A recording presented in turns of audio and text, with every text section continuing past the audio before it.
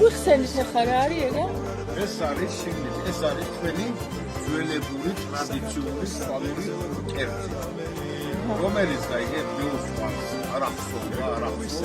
მე ჩემ ბავშვობაში მახსოვსო მაგის გამო თელზაო მაგის გამო მას უბრალოდ რომ საღამოს ბებიას ამ დედას ესეთი რაღაცა გამოიყო, მაგრამ ეს იყო ბოალი გაიგედა. ეს კუდები გაიგეთ ჩემმა მეუღლემ შეუქმნა მე თელს დაამსხო. არა, ნუ ეს უკვე ხელოვნებაა. გავაკეთეთ ჩვენი საფირმო კერძია ესა, რომელშიც ვერავინ მოგვადა. ზემდე ვაკეთებ მარტო ჩვენ. ეხლა შიგნით ძლიანად შეუძლი განისვენო. თავისი ფხით ყველა. ხის გარეშე არ გამოდის. ხის გარეშე რატო არ გამოდის? იცი არა აქვს კი. ეს გავაცნობთ ჩვენი კერძი.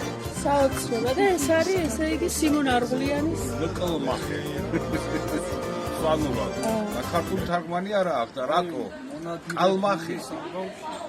კალმახი ჩვენთან ყველა თელს კალმახზე ძახიან ეგ სვანეთში. მიტომ ალბათ კალმახი არსებობდა მართლა. მკლმახე. პირდაპირ რომ გადათარგმნო ქართულად ნიშნავს ნათელზავები. საოცარი და ხეს მე გავსინჯოთ, წავედით. კი.